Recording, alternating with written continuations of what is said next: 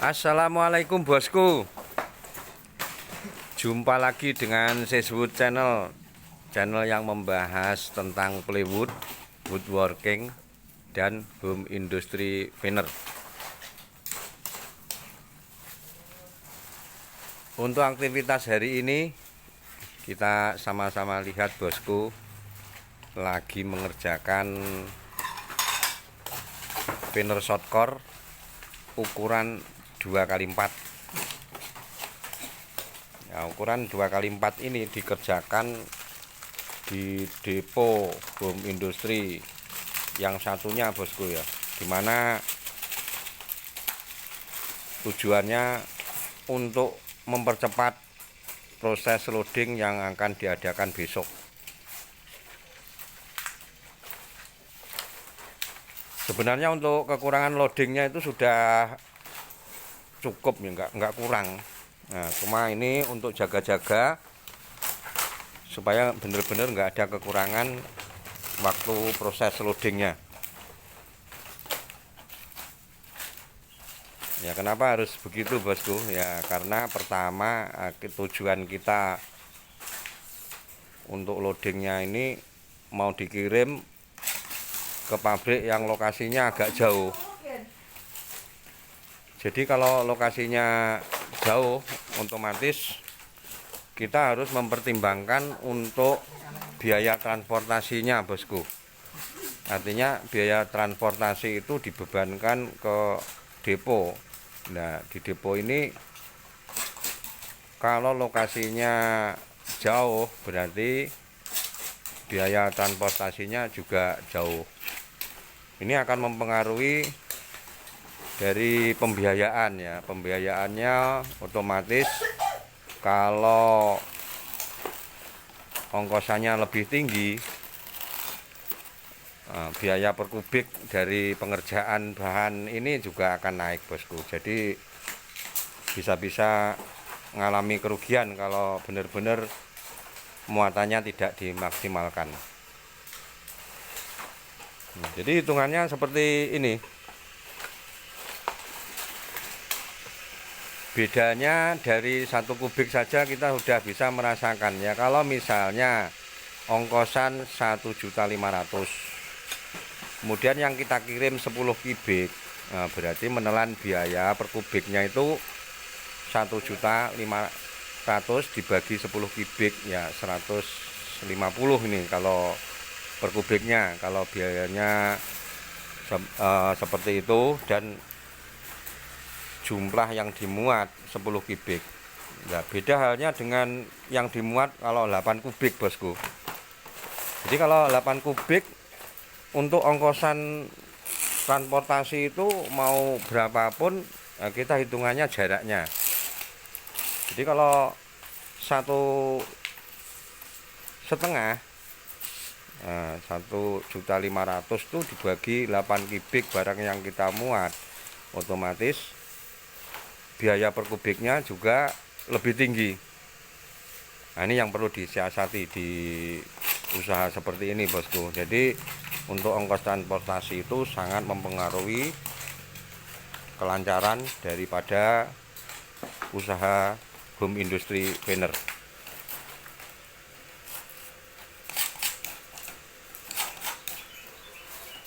Kalau pengiriman ke yang agak jauh ini biasanya untuk harganya juga lebih tinggi. Nah, jadi terbantu dengan harga per kubik barang yang kita kirim.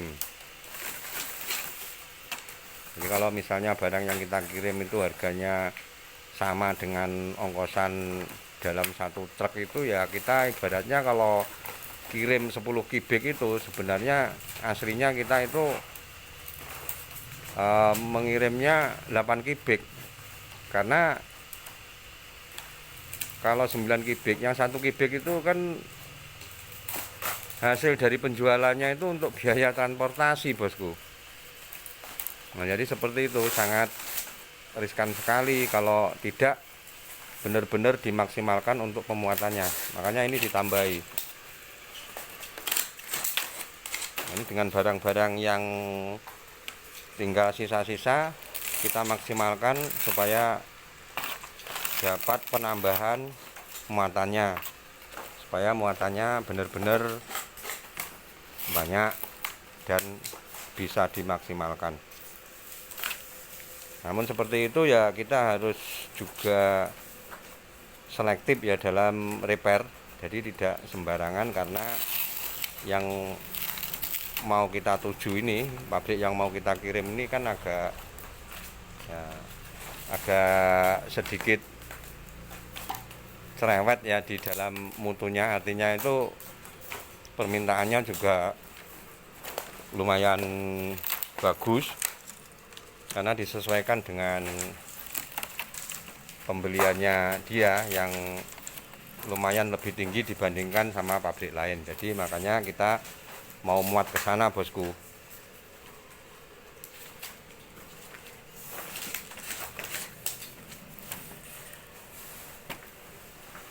Dipilih yang bagus-bagus ya, Mas,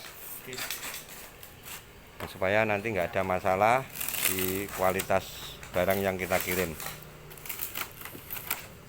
Ini kalau untuk kualitasnya harus benar-benar dijaga supaya orang atau pabrik yang beli itu ketagihan sama produk kita ini, bosku.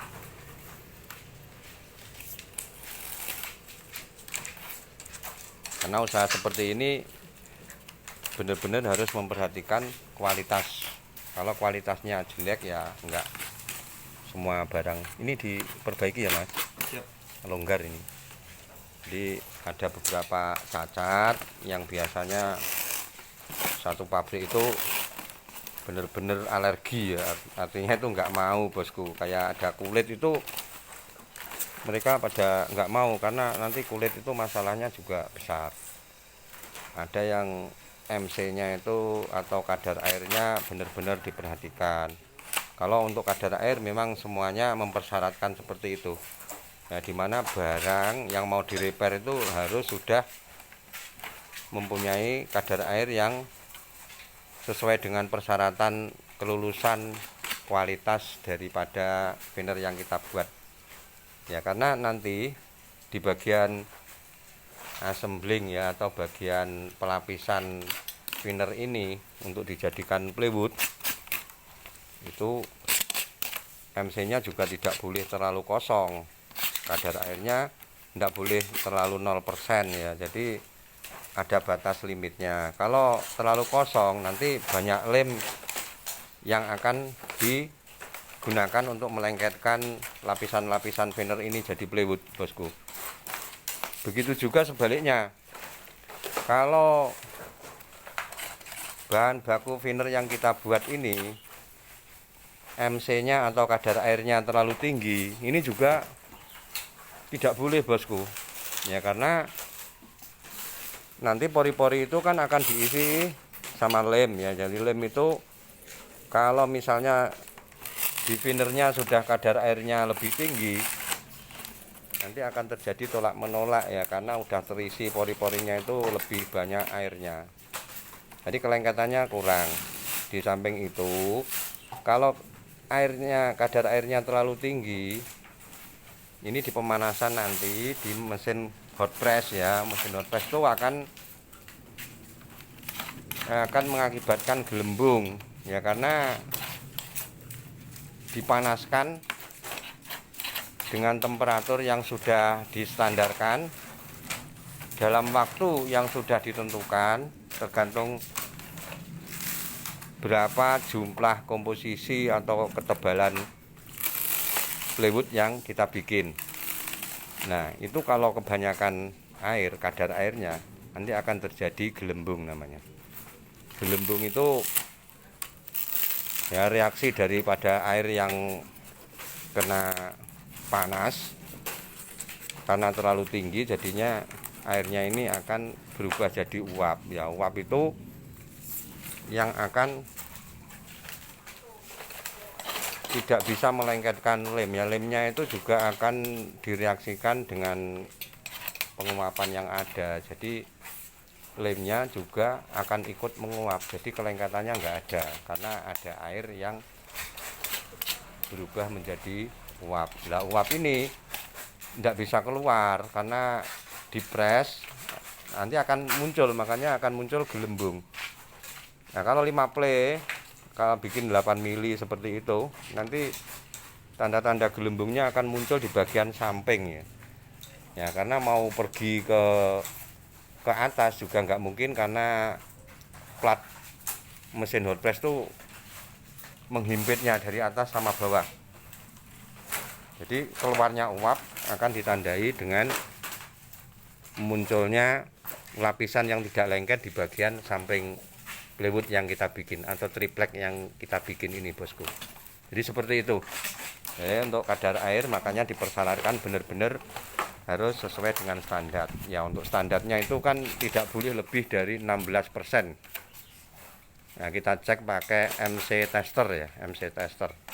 Ini kalau di depo seperti ini, tangan-tangannya mereka itu sudah jadi alat MC, diraba-raba. Kalau pliket-pliket ya itu berarti basah. Kalau agak dingin-dingin itu juga MC-nya kadar airnya terlalu tinggi. Jadi seperti itu. Ini barang yang seadanya, ini juga tetap dipilih, bosku. Jadi mana yang masih kurang kering ya dikeringkan ulang, seperti sana itu ada. Betul, Mas ya? Nah, jadi benar-benar masalah kadar airnya juga harus sesuai standar ya, kekeringannya, tingkat kekeringannya. Makan. Tingkat kekeringannya juga harus standar, kualitasnya tidak boleh banyak kulit. Kalau banyak kulit juga nanti juga masalah. Nanti terjadi delaminasi. Delaminasi itu ya ditandai dengan tidak lengketnya lapisan thinner ya, antara fish sama shortcore bisa, antara shortcore sama longcore. Tapi kalau longcore sama shortcore ini cenderung blister ya, gelembung itu. Jadi cacat-cacatnya ada seperti itu. Nah, kalau plywood itu terjadi gelembung ataupun delaminasi, ini sudah plywood tuh nggak bisa untuk dijual kemana-mana, bosku. Jadi harus direvisi lagi atau diperbaiki lagi. Makanya semua pabrik plywood mempersyaratkan supaya bahan yang kita kirim itu jangan sampai kadar airnya terlalu tinggi dan tidak banyak kulit yang masuk. Karena kalau kulit yang masuk itu sudah beda tebelnya. Kalau untuk dilapisi sama thinner yang lain nanti akan tidak lengket karena dia akan menggantung itu posisinya, jadi nggak ada tekanan untuk melengketkan. Seperti itu, bosku. Jadi untuk pekerjaan di depo repair harus benar-benar banyak diperhatikan masalah kualitas maupun kuantitasnya. Saya rasa cukup seperti itu, bosku, untuk penjelasannya. Terima kasih.